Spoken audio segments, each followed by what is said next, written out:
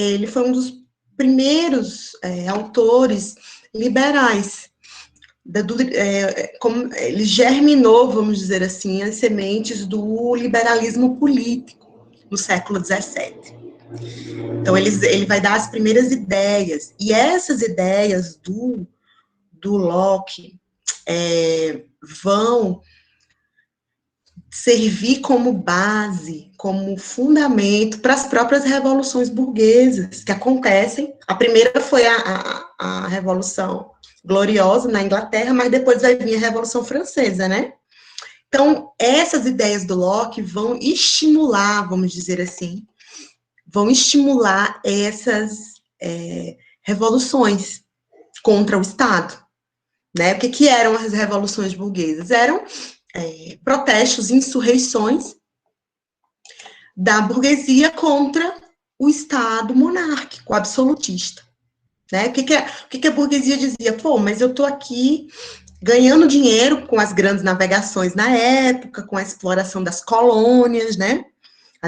A Inglaterra era uma grande metrópole, tinha uma série de colônias, né? Especialmente no continente asiático. Então, você tinha ali uma burguesia que estava muito enriquecida, mas estava tendo que se submeter ao poder da monarquia. E a monarquia cobrando altos impostos, só cobrando, a burguesia bancando esse rei e essa coroa aqui. E os seus nobres, né, os nobres que rodeavam e usufruíam dos privilégios da monarquia, da coroa. Então, você tinha ali uma burguesia que estava cansada, né, de bancar, de ganhar o dinheiro sozinha, de bancar o Estado monárquico e nobreza, e de não ter espaço político. Então, as revoluções burguesas, de alguma forma, foram movimentos onde a burguesia buscava espaço político, né, dentro, né, dos estados nacionais, e aí eu estou falando do caso específico da Inglaterra. Então, o pensamento do Locke veio disso, da defesa desses ideais da burguesia que estava crescendo economicamente. E aí ele vai dizer, seguindo um pouco aquela cartilha dos contratualistas, vai ter aquele momento antes do Estado, que é o estado de natureza. Nesse estado de natureza, com E minúsculo, né?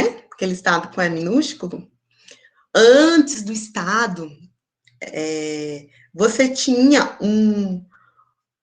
indivíduos que viviam numa situação boa, confortável, segura. Vejam que é o contrário do que o Hobbes pensava, porque lembram que o Hobbes disse que os homens no estado de natureza viviam muito inseguros, era uma espécie de lobo, o homem lobo do homem, numa situação de muita insegurança, né, onde não tinha regras. Para o Locke, não. Para o Locke, o homem no estado de natureza vivia bem, né, ele vivia, tinha um nível de segurança e de pacificação, né, confortável, que o homem não tinha aquela natureza que o Hobbes achava, que era aquela natureza egoísta, né, o Maquiavel também pensava um pouco nisso. Não. Para o Locke, os homens tinham uma natureza pacífica, né, então, no estado de natureza, em Locke, os homens viviam bem. Inclusive, eles tinham um grande direito natural, que era o direito à propriedade, né? Para o Hobbes, o direito natural era a vida, né? Para o Locke, não. O direito natural é a propriedade. Então, nesse momento do estado de natureza do Locke, os homens tinham a propriedade. Como que se dava essa propriedade? Através do trabalho. Então, o que acontecia? Quando se você trabalhasse numa terra, tornasse aquela terra produtiva, você tinha direito a ser proprietário da terra.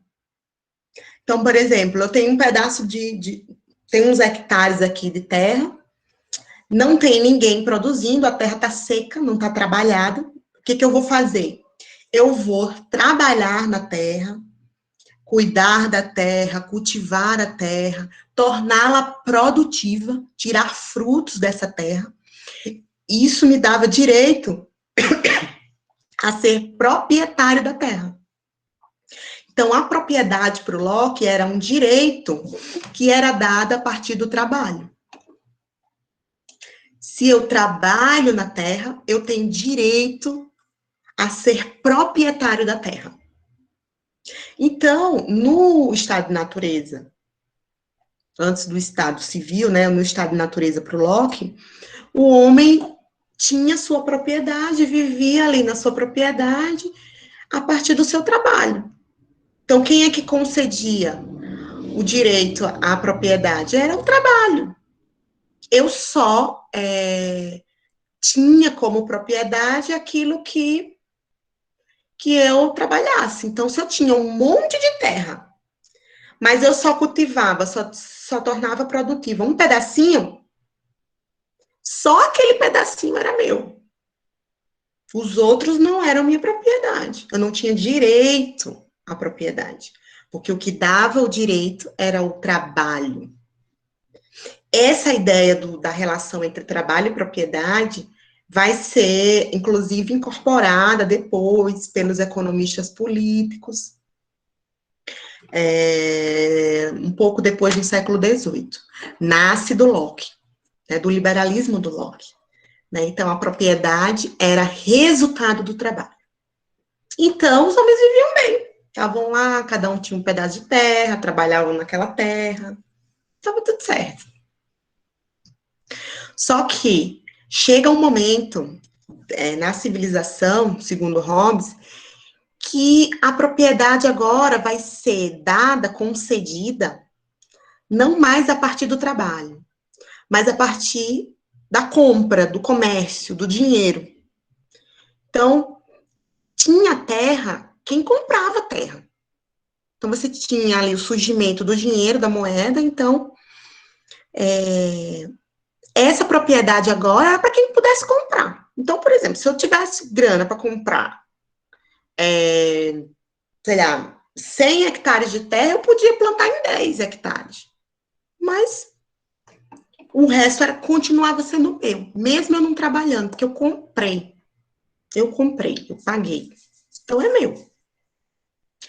Isso, segundo Hobbes, tornou-se um problema, porque começou a gerar uma desigualdade. Pessoas que tinham muita propriedade e pessoas que tinham pouca propriedade. Então, isso gerou um processo de disputa, de desigualdade, de injustiça. Né?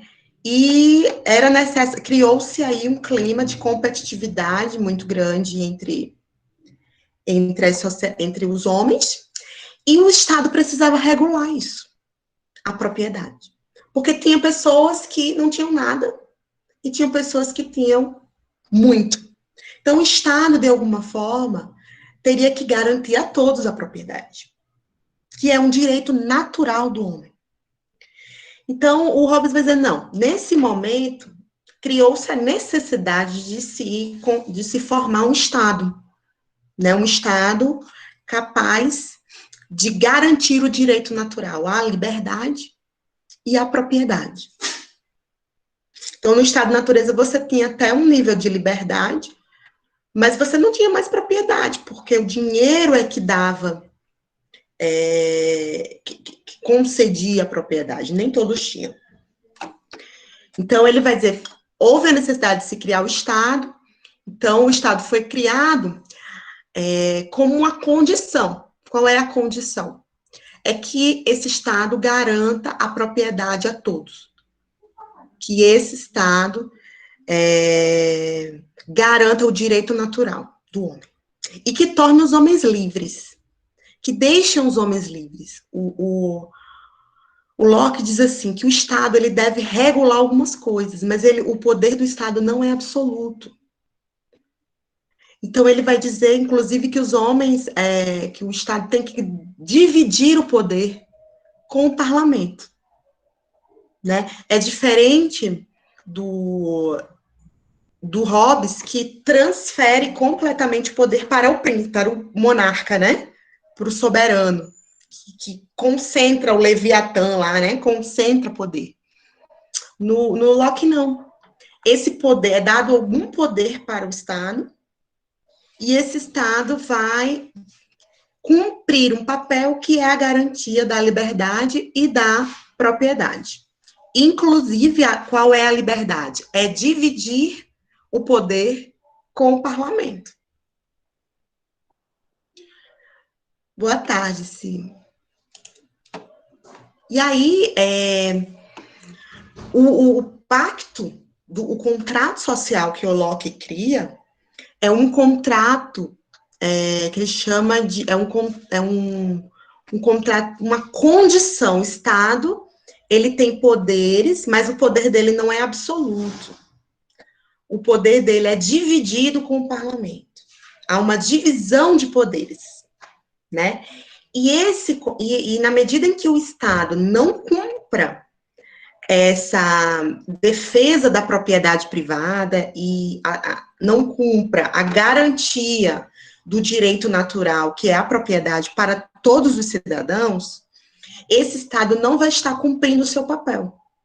Então, os homens têm direito de se rebelar contra o rei, contra a coroa, que era o que o Locke estava achando que estava acontecendo na Inglaterra. O Estado não estava garantindo a propriedade como deveria para os seus cidadãos, e por isso o povo deveria se rebelar contra o Estado. É o que ele chama de direito de resistência. Então, o que o Locke vai dizer? Esse Estado não está garantindo a propriedade, portanto, temos o direito de depor o rei, né, de destituir o governo, porque o governo não está cumprindo com o seu papel, que é garantir a propriedade. Então, o Locke estava ali e usou muito da sua teoria para justificar esse direito de resistência, né? E, de alguma forma, estava ali estimulando a própria rebelião, revolução contra o Estado. Para vocês terem uma ideia, na Inglaterra, o rei Carlos I foi, né, degolado. Qual que era, imagina, o peso, o impacto que foi isso dentro de uma sociedade que é degolar um rei. Já pensou? Te pega o presidente em praça pública, degola, né? Isso tem um peso político muito grande. Então, naquele momento, o que ele estava dizendo ali, quando o rei Carlos I morre, né? Que o Estado não é leviatã nenhum, que o Estado não tem poderes incondicionais. Que se o Estado não cumprir o seu papel, ele pode ser deposto, ele pode ser substituído, né? E que o rei ele deve cumprir o seu papel de garantir a propriedade, mas dar liberdade também ao povo. E que o absolutismo, de alguma forma, não garantia nem a propriedade e nem a liberdade, muito menos a liberdade, no absolutismo, nem pensar. Então, Locke está dizendo que o povo tem direito a resistir, caso esse Estado não cumpra o seu papel, que é a garantia da propriedade, né? E isso serviu como base ideológica para os movimentos da burguesia no século XVII e XVIII. 17 na Inglaterra, 18 mais para frente com a Revolução Francesa. Então, você tem ali, você tem aí um movimento político que se baseia nas ideias do Locke, né? Então, vamos recapitular, para ficar claro. Quem tiver ainda dúvida, pode assistir o vídeo ou pode conversar comigo depois, tá? Então, vamos recapitular as ideias. Primeiro, antes do estado de natureza. Existia o estado de natureza não era um estado de insegurança, mas era um estado pacífico para o Locke. O homem vivia bem, vivia em paz e tinha propriedade. O direito natural do homem era a propriedade. Como ele conquistava a propriedade? Conquistava pelo trabalho. Se eu trabalhasse na terra, eu tinha direito à terra. Eu só sou proprietário de algo que eu trabalho. A relação entre trabalho e propriedade é fundamental para o liberalismo. E chega um momento desse estado de natureza que nem tudo fica um flote. Então, chega um momento crítico do estado de natureza onde surge aí o dinheiro, a venda da propriedade. Chega o momento em que a propriedade não é mais relacionada ao trabalho, mas ao dinheiro. Quem tem dinheiro, compra. Quem não tem, fica sem. Gera-se uma situação caótica, de desigualdade, que vai contra os princípios e o direito natural do homem, que é a sua propriedade. Direito a ter algo para trabalhar, a sua propriedade privada. E aí, essa situação de desigualdade gera concorrência, disputas, insegurança. Não dá mais para se manter assim. Os homens entram num acordo, criam um pacto, o que ele chama de um pacto de consentimento, ou seja, a sociedade dá a oportunidade para a criação de um Estado. Esse Estado, ele não é absoluto, como gostava de falar o Hobbes, mas é um Estado liberal, que tem que dividir poderes com o parlamento e tem que garantir essa propriedade que estava ameaçada no estado de natureza. Então, esse Estado vai ser formado para cumprir esse papel. Chega-se o momento em que esse Estado não cumpre esse papel. Os homens, a sociedade, os homens organizados, não conseguem, os homens se sentem insatisfeitos porque comprova-se que o Estado não está cumprindo essa função, e os homens vão ter direito a se rebelar, que é o que a gente chama de direito de resistência. Direito de resistência.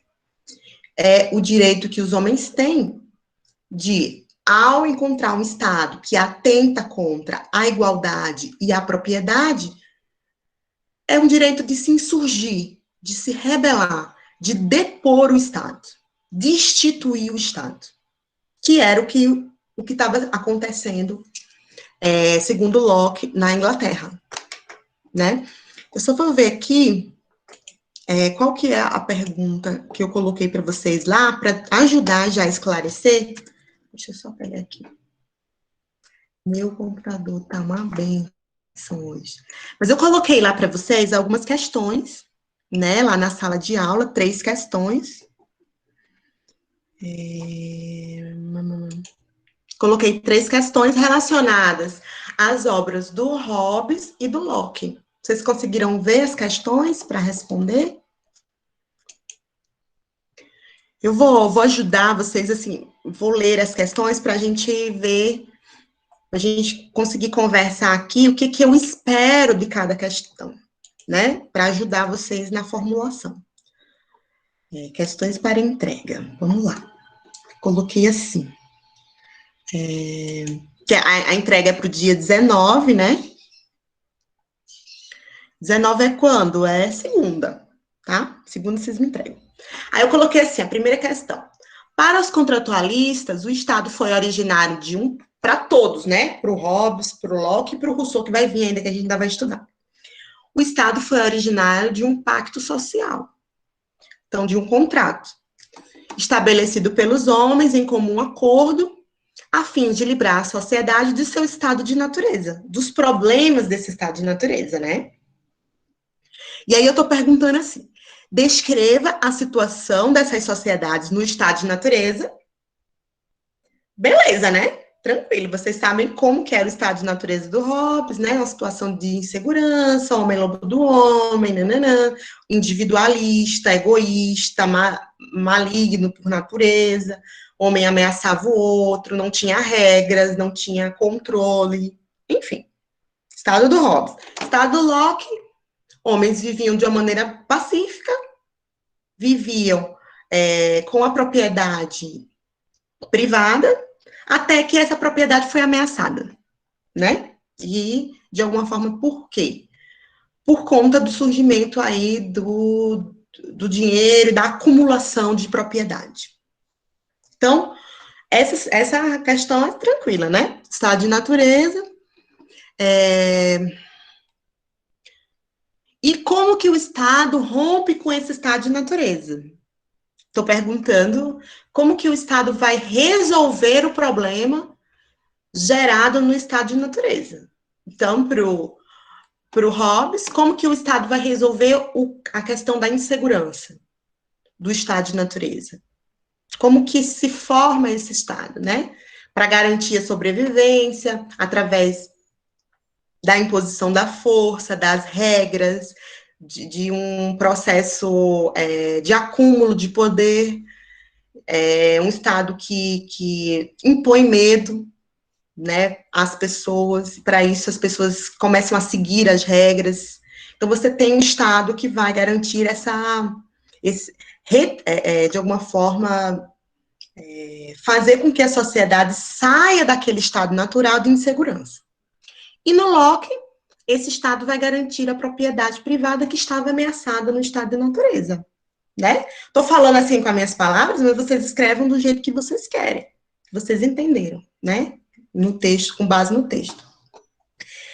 Depois, eu estou perguntando por que para o Hobbes, o pacto social gera o pacto social foi chamado de um pacto de submissão, né? E aí, por quê? Eu acho que a questão é, porque eles estavam no estado absolutista.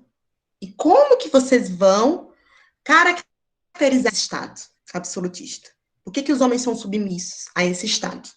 É isso que eu tô querendo que vocês coloquem.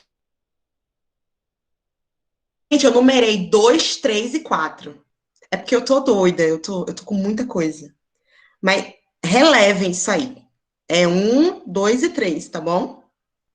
Eu numerei errado lá na página. E eu tô perguntando, a última pergunta, a terceira. As revoluções burguesas são movimentos sociopolíticos ocorridos no século XVII e XVIII, e XIX, né, de alguma forma, baseado em premissas iluministas que pregavam a liberdade, os direitos do homem. Como que o Locke vai justificar os movimentos das revoluções burguesas? Acabei de falar, né? Justamente a partir da ideia do direito de resistência. Eu estou querendo saber em que consiste esse direito de resistência para o Locke. Por que os homens resolveram resistir, né? Na medida em que o Estado não cumpre o seu papel de garantir a propriedade privada. E aí os homens têm direito, em conjunto, a resistir. Então, é a ideia de um direito de resistência que estava ali colocado pelo Locke, né, e que a própria burguesia, o próprio movimento político da época se utilizou dessas ideias do Locke para justificar o direito de resistência. Inclusive, o Locke participa do movimento ativamente. Inclusive, quando a coroa, por um momento, volta para a Inglaterra, né, tem um momento que a coroa dá uma espécie de contragolpe e o rei, que antes o Carlos I tinha morrido, mas aparece o segundo, né, Carlos II. E aí ele volta, assume na Inglaterra, e o Locke, que era o grande defensor do direito de resistência e do liberalismo, é expulso, né, foge da Inglaterra. Tamanho é o peso político do Locke nesses movimentos contra a coroa. Então, ele era visto como alguém que ameaçava a coroa, né, ameaçava a ordem de alguma forma. Então, eu queria ver, assim, deu para entender um pouco, não sei se vocês já tinham assistido ao vídeo que eu tinha deixado no grupo de vocês sobre o Locke, mas esses são os pontos que eu entendo como mais importantes para a gente conseguir diferenciar as premissas do Hobbes que defendia o absolutismo, e as premissas liberais aí do Locke, do John Locke. Então, o que eu quero é que vocês consigam enxergar a diferença entre essas duas ideias, entre esses dois autores. Por que, professora? Me responda, por que eu estou estudando esse negócio lá do século XVI, XVII? Porque, gente, essas ideias vão ser as ideias que vão fundar as concepções de Estado, inclusive contemporâneas. Então, muitas ideias hoje, que a gente tem hoje sobre o Estado, sobre a política, nascem nesse período. Por exemplo, a noção do Estado como defensor da propriedade. É uma premissa liberal que nasce com Locke e que até hoje, gente, até hoje, o Estado aparece como o grande defensor da propriedade, né? Aquele que vai garantir a propriedade. A ideia do parlamento, da divisão de poderes entre executivo, né, monarquia e parlamento, nasce no Locke também. A ideia da liberdade política, que até hoje fundamenta os movimentos sociais, os partidos políticos, aqueles que atuam diretamente na política, né, muitas vezes se alimentam a partir desse ideal de liberdade. Vocês vão ver o próximo autor, que é o Hobbes, desculpa, gente, que é o Rousseau, e a ideia de democracia, como é uma ideia que a gente tem muito viva hoje sobre a democracia. Né? Então, esses autores do século XVI, né, XVII, depois no Rousseau, século XVIII, são autores que vão ser as primeiras discussões sobre o Estado autoritário, absolutista. Muitas ideias que nascem no Hobbes são recuperadas no nazismo, no fascismo, as ideias de autoridade, as ideias de submissão, a ideia do poder concentrado, né? Esse pacto de submissão, muitas vezes, né? Tudo isso fundamenta estados autoritários. Então, esses autores, eles são importantes porque são os germes das ideologias políticas que nós temos hoje. Nasce ali. E aí as ideias vão se modificando com o passar do tempo, mas o principal, o essencial, surge nesses períodos. Então, é por isso que esses autores são importantes. O Hobbes, para as teorias do Estado autoritário, né? Acho que tem uma aluna que colocou a aula passada, fascismo, tem ali o fundamento, quer dizer, vejam, o Hobbes, quando ele defende o absolutismo, ele está fundamentando o quê?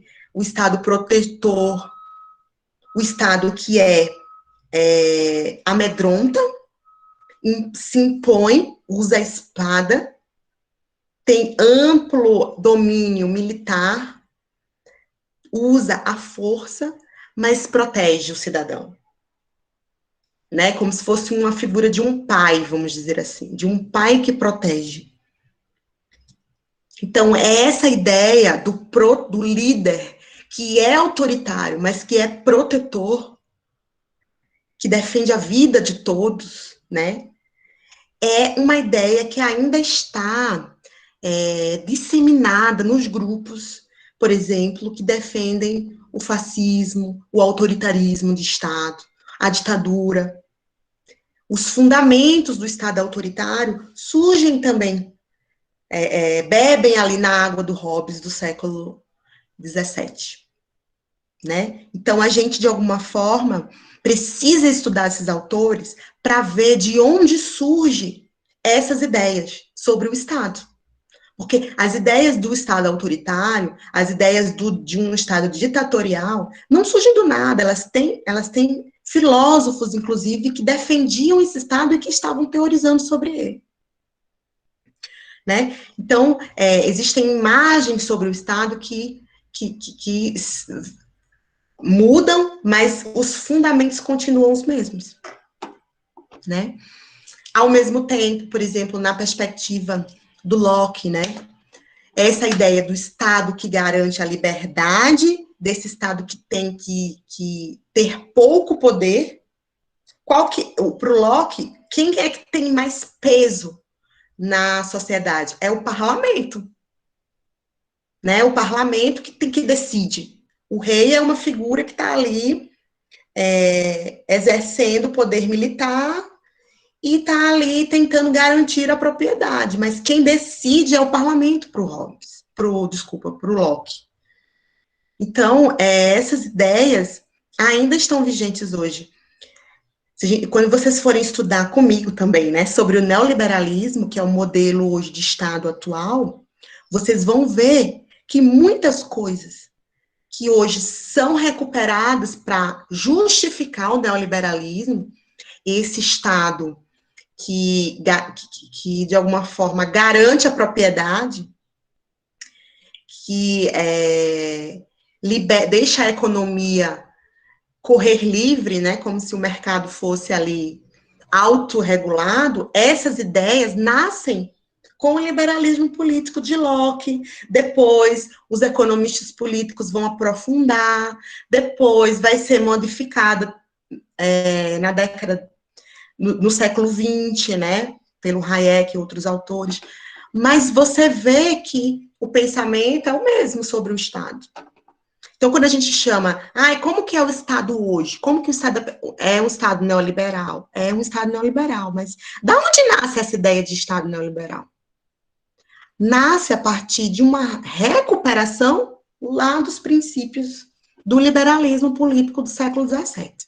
Então, quando a gente coloca esses autores nas disciplinas de ciência política, não é à toa. Na próxima disciplina, que nós vamos estudar sobre Estado, classe e movimentos sociais, vocês vão ver que nós vamos recuperar essas ideias desses autores e ver como essas ideias estão sendo atualizadas por autores contemporâneos, né? Porque as ideias políticas, de alguma forma, vão se modificando, mas elas continuam com os mesmos fundamentos, né? A aula que vem, na verdade, a nossa disciplina deveria terminar essa semana, mas eu pedi uma semana aí para trabalhar com vocês, porque eu acho que é importante que vocês vejam algumas discussões contemporâneas sobre a política, para que vocês compreendam essas diferenças entre as ideologias políticas. Então, é isso que nós vamos ver depois, né? Não sei se a gente vai ter tempo suficiente, mas é isso que a gente vai ver a semana que vem. Então, a semana que vem, depois que vocês responderem esse exercício, né, essa atividade que eu coloquei lá no sala de aula, a gente vai começar um último contratualista, que chama Jean-Jacques Rousseau, o Rousseau do século XVIII, que vai discutir também o contrato social, mas numa outra noção, a partir da ideia de que o Estado deve ter uma outra estrutura, funcionar de outra forma, diferente do Hobbes, diferente do Locke. Então, vocês vão ver que o Rousseau tem ideias bastante diferentes dos dois, né? E aí, com o Rousseau, a gente fecha esses primeiros momentos das filosofias políticas. Aí, depois de estudar o Rousseau, a gente faz uma atividade, uma aula sobre ideologias contemporâneas, para eu colocar para vocês algumas ideias, como que essas ideias lá passadas são ressignificadas na atualidade. Tá bom? Eu queria saber de vocês, porque vocês têm um exercício para me entregar, eu quero saber se vocês compreenderam qual que é a minha pergunta, se para vocês está claro isso, se vocês conseguem perceber as diferenças entre os autores. Riquelme diz que é perfeitamente, eu fico até feliz com esse perfeitamente, né? Então, assim, vejam que são perspectivas políticas diferentes, né? Absolutistas e liberais quase opostas, né? Mas seguindo uma metodologia de exposição desses autores, que é a filosofia contratualista. É a ideia do antes do Estado e do depois do Estado. Tá bom? É isso que eu gostaria que vocês compreendessem, as diferenças e como que o Estado, ele é justificado e ele cumpre uma função em cada... Olha, tá travando meu vídeo. Ele cumpre uma função em cada modelo. Ele tem uma função no absolutismo, ele tem uma função no liberalismo. Então, compreender essas funções do Estado e como que esses autores justificam, tá ótimo. Vocês compreenderam isso? Com todas as nossas limitações tecnológicas, econômicas, meteorológicas, se a gente conseguir compreender isso, já está ótimo. A gente já vai ter feito muita coisa. Tá bom? Então, vocês respondam. Se vocês tiverem dúvidas sobre as questões, o Gêneto está aí, de apoio, a Joellen também. Eu também, vocês sabem que vários de vocês já conversaram comigo privado, eu não tenho problema nenhum em responder o aluno, claro, quando eu posso, porque tem horas que chega assim, 50 mensagens para a professora. Mas sempre que eu posso, ontem era meia-noite eu lá respondendo mensagem dos alunos. Tento fazer o possível para atender, né? Quando eu não respondo é porque não dá mesmo, porque eu tô... Tá? A semana que vem eu vou ter mais tempo, porque eu vou fechar segundo e quarto período, agora essa semana, mas eu vou ficar só com vocês. Que eu cheguei para a Daiane e falei, Dai, por favor, me dê mais uma semana com eles. Eles estão começando agora, foi muito corrido, a primeira semana foi de adaptação. Me dê mais uma semana com eles. Aí ela se sensibilizou e me deu mais a semana que vem. Então, a semana que vem, a gente vai trabalhar juntos ainda para fechar a disciplina, tá bom? Depois, no início de maio, vocês começam com a professora Daiana. Então, a semana que vem a gente fecha. Eu acho que vocês devem passar alguns dias só com a disciplina de língua portuguesa, uns dias aí só com eles. Não sei como é que tá para vocês. E aí, eu também, estou tentando ajudar o máximo. E aí, depois, no início de maio, vocês começam a disciplina da professora Daiana, de introdução ao serviço social, onde ela vai colocar aí, expor um pouco as áreas de atuação do assistente social e qual que é o fundamento mesmo da profissão, né? Depois, quando a professora Daiana terminar, vocês vão ver a última disciplina do semestre, até julho, para junho, que é a disciplina de metodologia. Metodologia do trabalho científico, né? Então, aprender a citar, fazer fichamento, fazer resenha. Por isso que eu não tô nos trabalhos, eu tô recebendo os trabalhos de vocês, tô lendo, viu? Não é que eu não leia, não. Eu leio tudo. Tô vendo que tem muita gente que tem dificuldade em colocar as referências no texto, em seguir a estrutura do que é a linguagem acadêmica, ou a estrutura do trabalho acadêmico. Mas, como eu falei para vocês, não vou fazer esse tipo de cobrança agora. Só no semestre que vem eu vou cobrar. Mas, como vocês não estão fazendo a disciplina de metodologia ainda, só no final do semestre. Por que, gente, no final do semestre? Porque a professora está fazendo concurso, está sendo selecionada. A gente não tinha professor, porque a nossa professora, que ia dar para vocês, nosso professor foi transferido, a outra professora que ia dar é a nossa diretora. Então, a gente precisou fazer um novo concurso para contratar o professor, para dar essa disciplina. Então, a gente, inclusive, semana que vem, que acontecem as provas, então, quando o professor for escolhido, ele vai começar a disciplina de metodologia com vocês. Por isso que vocês não... Deveria ser a primeira, mas não foi possível. Por falta de professor, né? Não vou mentir, foi por falta de professor.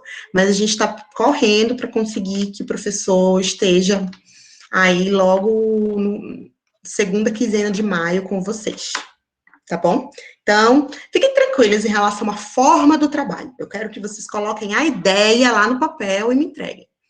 Mas a forma do trabalho, né, referência, cabeçalho, estrutura de uma maneira geral, eu tô fazendo uma vista grossa, porque eu sei que muita gente, né, tem gente que já passou pelo ensino superior, mas tem gente que ainda não passou e eu não posso fazer esse nível de exigência. Mas semestre que vem eu vou pedir, viu? Na disciplina de teoria sociológica, a professora vai cobrar. Mas até lá, fiquem tranquilos. Eu vejo muita gente preocupada. Professora, não sei como é que faz o cabeçalho, como é que faz a referência. Não se preocupem com isso. Faça o trabalho. Eu vou prestar atenção no teor, no conteúdo do trabalho. Então, relaxem em relação a isso. Tá bom? Sem estresse.